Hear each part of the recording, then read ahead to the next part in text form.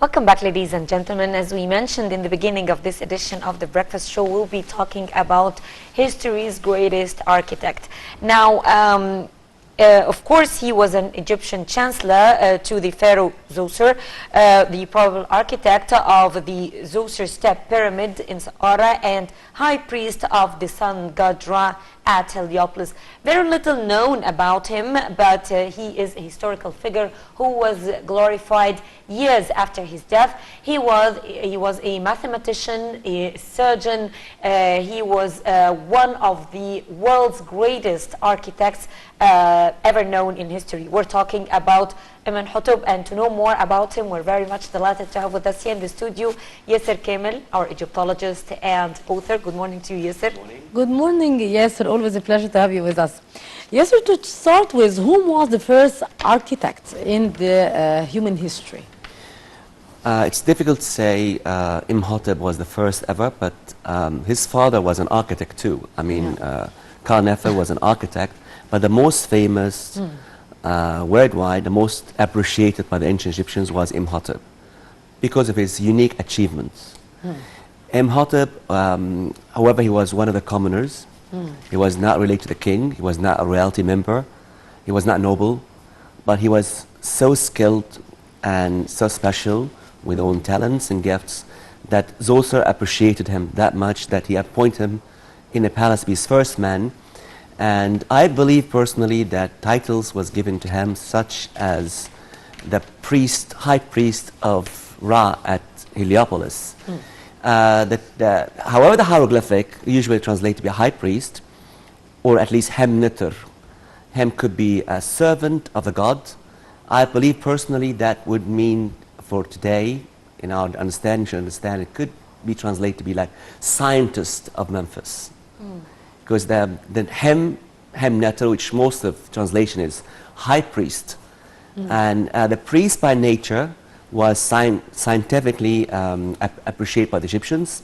So I believe to add a translation that he was a scientist of Heliopolis, and Heliopolis, ancient name, Egyptian wrote for it, was On or In, which modern Egyptian called Ain Shams. Has nothing to do with I. Yes. So Ain, it's supposed to be in, which the Bible and the holy documents said On instead. The city of the sun. And he was a scientist of geometry, and he was the man invented the only technique to bind and make a complete structure out of stone. Yes, we will get to that, Yasser, but let's talk about what we know about him. Yes, Hela, but we are seeing some photos here as well. My slides are general, are great shots from Saqqara Step Pyramid Complex. Shows the beauty of his architecture, and it's a lot of them. Again, we shall talk about them.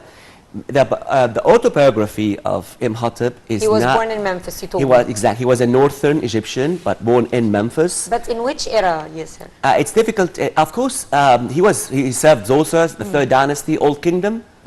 So he lived in the area of time that King Yasser was the king of Egypt. We believe he was a tutor to Yasser, so he was older than Yasser himself.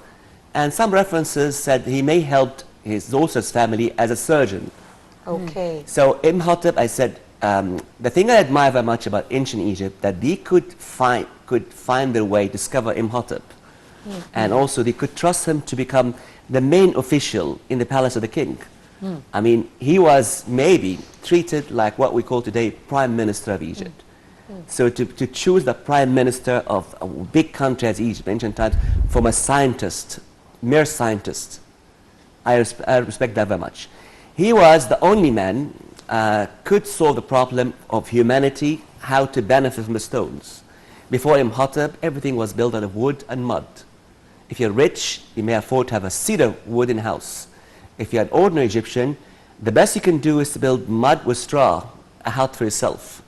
Then once the flood comes, you don't have to worry much about that one, because the flood will wash it away. Exactly. And next season, once the soil is fertilized, and the flood did its job for you, you never mind to collect much more mud and build again. Imhotep said, no, we need something much more stable. Something would live longer. Something would stand and withstand a flood And what would be... So this is a drawing shows the mortise and tenon, which is an ancient technique Egyptians invented to attach the stones to each other, which is a Yes. form of interlocking. Yes. Like one piece has a tenon Yes, and the other has to the hole. nest into the socket or the mortise attached to the other one, which modern furniture today, like the seats, the chairs we're using here, Yes. are after Imhotep and his disciples. And that's the early image of... So this is a step pyramid, exactly, inside pictures of the smooth stones, the very well polished limestone. Imhotep was the first man ever to build something without mortar and to last that long. I mean, the step pyramid is almost close to 5,000 years. And the step pyramid had nothing between the stones except the stone self-turning, binding, That way. which you see already here. Once you approach any of these pictures, you'll be impressed to see how precisely the stones are laid and how no spaces. I mean, I envy them. If you walk on the floor of ancient Egyptian temples, which built in a manner or style of Imhotep, you'd be jealous because the floor has no crack, no gap, unlike modern floors. If I would take you on a tour to walk in the Temple of Edfu, oldest floor. By the way, Edfu Temple is one of the temples that Imhotep definitely was involved to build it. I was just going to ask you about the temples, because being the greatest architect of his time, he wouldn't be only involved in the step pyramid. Exactly. He must have had He other was achievements. trusted. Of course, Egypt had several provinces. Egypt could have at the time something like 42 provinces or states. So if he were the main man in the palace of the king, he would definitely use his own expertise everywhere. temples. So the step pyramid is definitely his achievements. Even we found his signatures inside the step pyramid. And that's the temple of Edfu, the unique temple there. It mentions him to be the founder. And I wish the Egyptians should understand that Imhotep is the builder and has nothing to do with the Greek dynasty, because a lot of claim that the temple of Edfu was built by the Greeks. However, the hieroglyphics says it was created by Imhotep and built with interlocking. So I said Imhotep was, we were lucky to have that person, and we should refer to him to be the founder of our ancient Renaissance. The Renaissance of Egypt started by Imhotep, who took us forward from mud and led Egypt to progress. I believe that he shifted us to be advanced, or maybe he speeded up our development 900 years at least. And his technique was followed by other civilizations. Exactly. If you compare the civilization in South America, or if I mention Peru, Machu Picchu, Chichen Itza, these areas of rich monuments, they have the same style. I also tracked his own style in Castle of Sidon in Lebanon. I was there. I've seen his own interlocked signature. So I believe personally Egyptians allowed to The Roman and Greek civilizations as well? exchange things with. Of course, the Greek civilization, the Greeks followed Imhotep manners for a while. Then, sadly, that the world lost that technology, the interlocking, and we had to go with what could be modern, which was the mortar, you know already. So nobody has the ability to bind the stones all and create a structure with no medium except the material itself. Yes. I mean, the Great Pyramid of Khufu, which built by one of his disciples, has nothing between the stones, because there's no need to have something between the stones.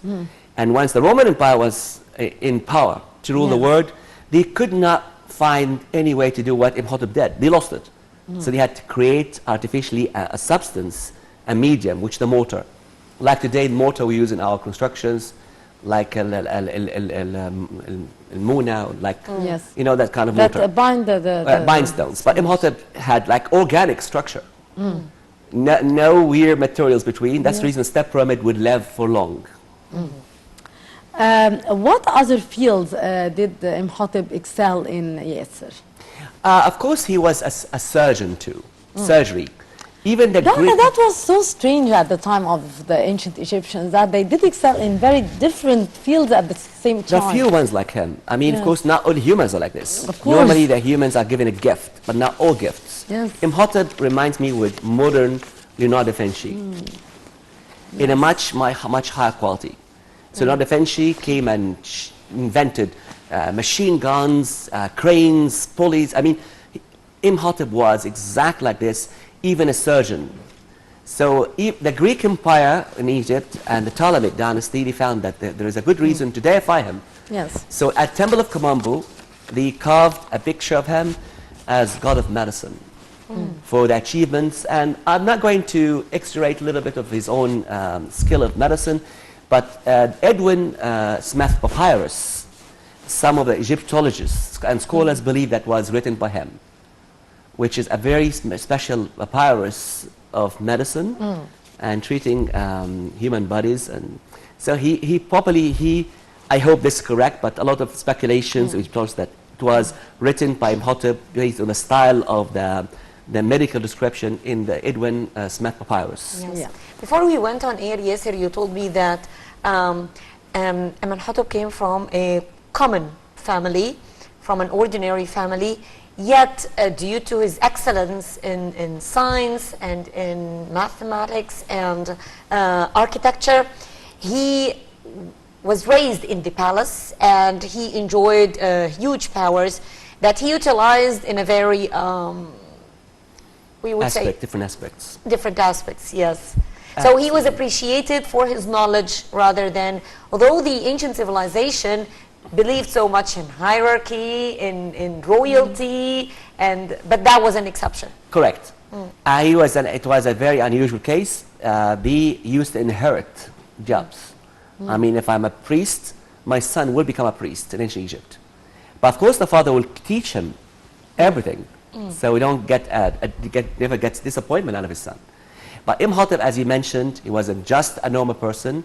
His skills raised him high as a royal figure. Even the king wrote his name under every statue of himself. I mean, those main statues has his titles and Imhotep name. And it's a dream always for Egyptologists to discover his tomb.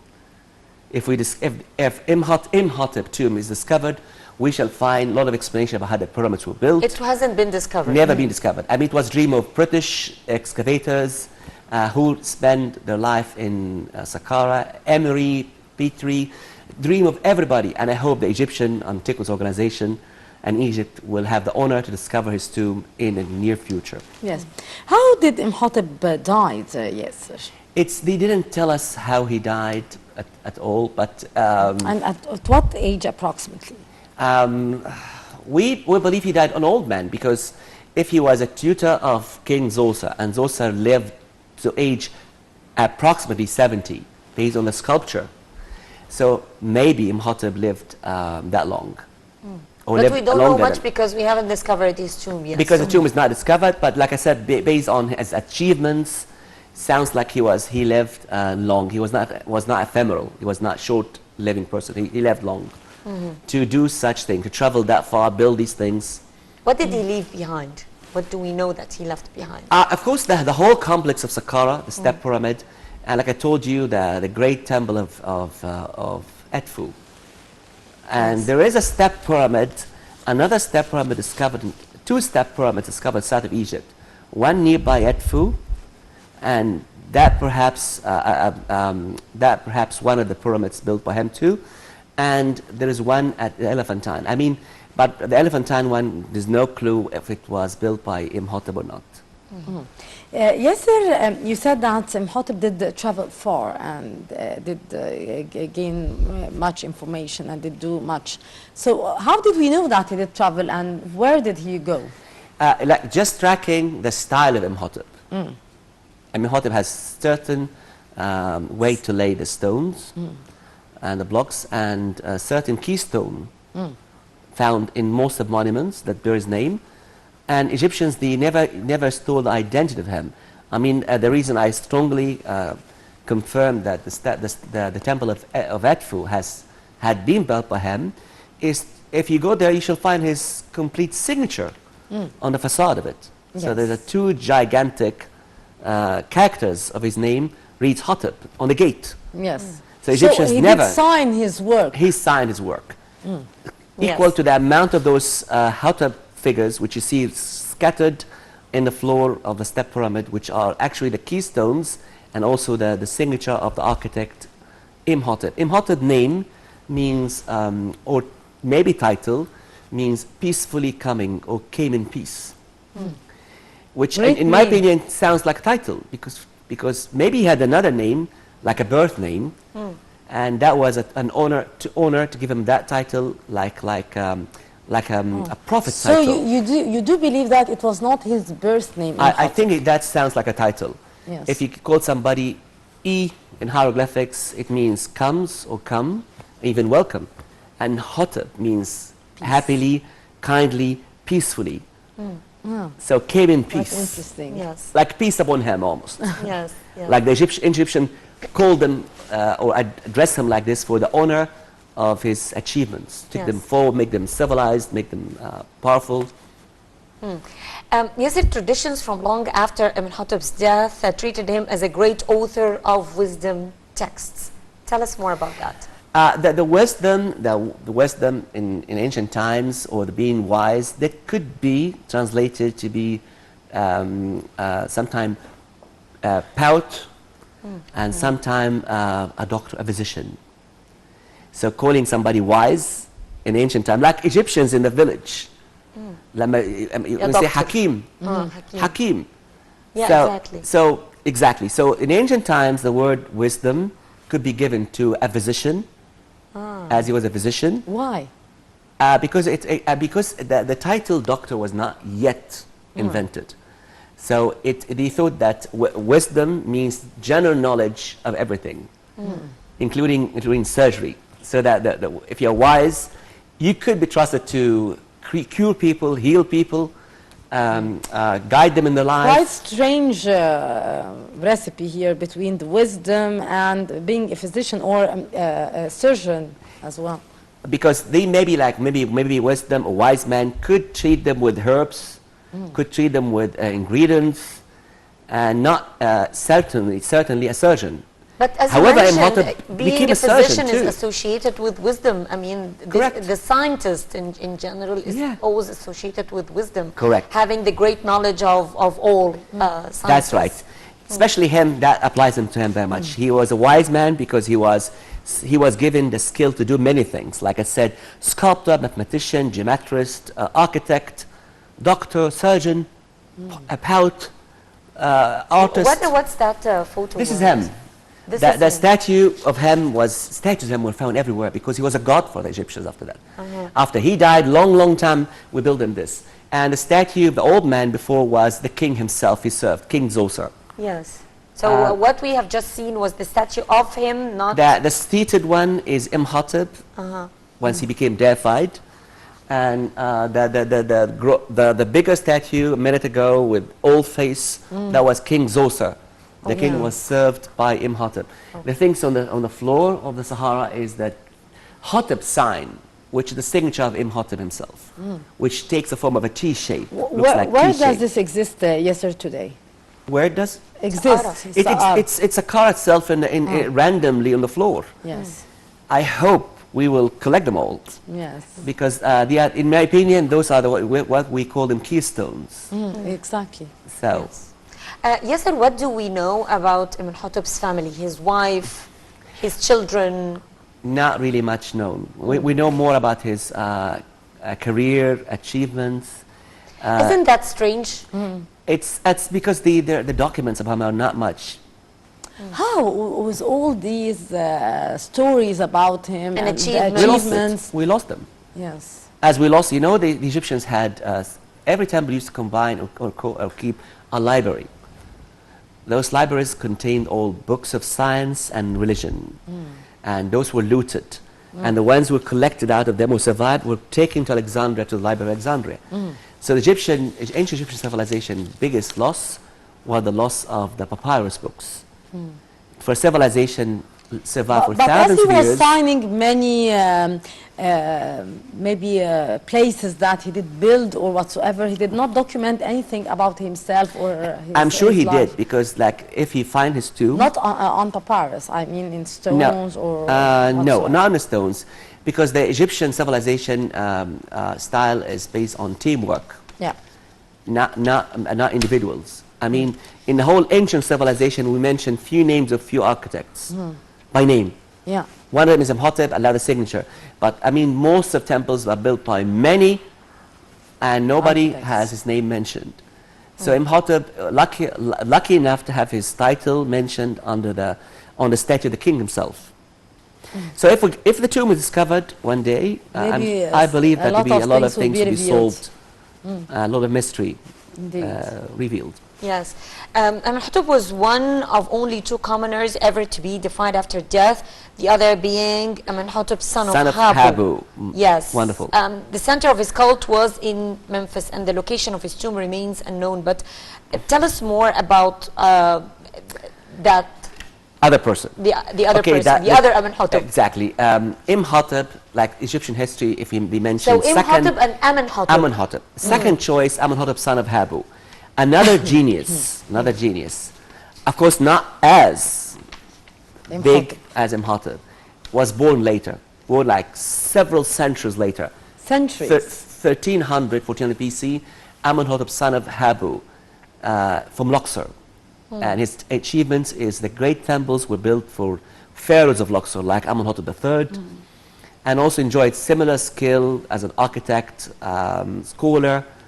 Egyptians left him statues everywhere.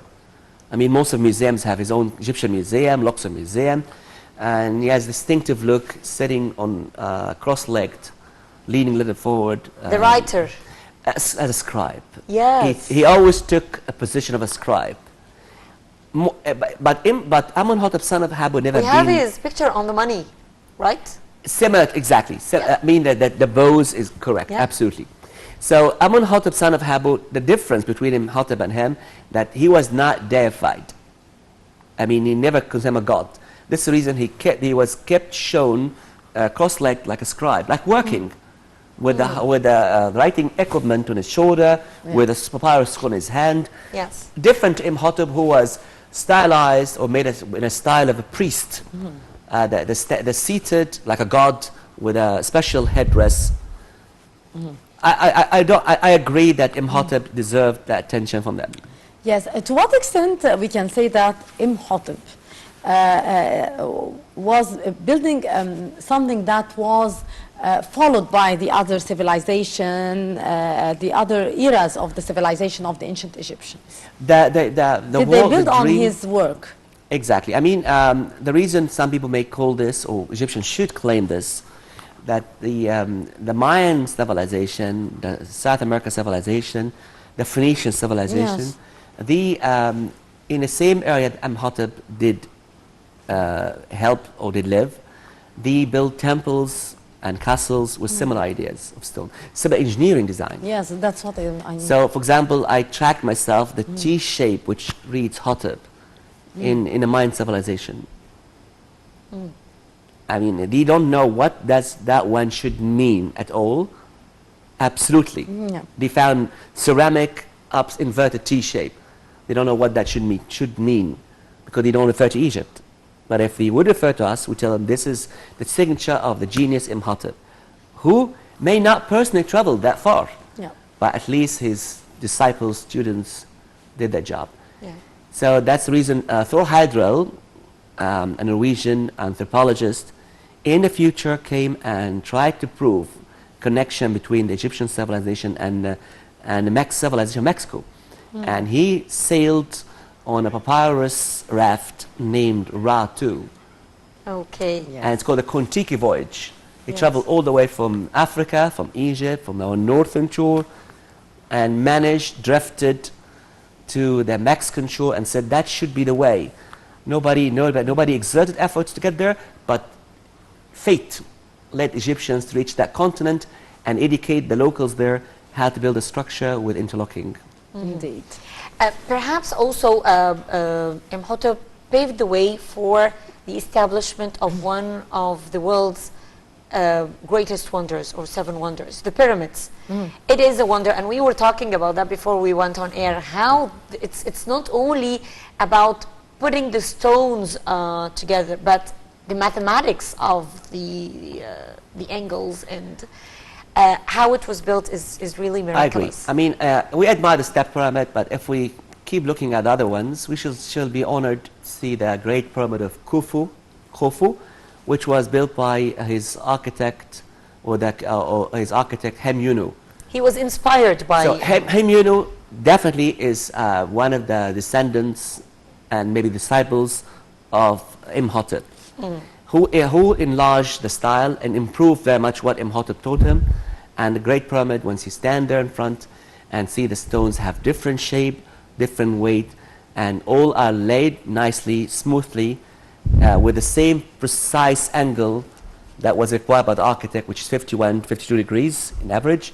It's something may boggle your mind once you stand in front and mesmerize you. Indeed. Yasser Kamel, our historian and Egyptologist, thank you very much for your precious input and for being our guest for today. Thank you very much, Yasser. Ladies and gentlemen, a short break and we'll be right back to resume this morning's edition of The Breakfast Show.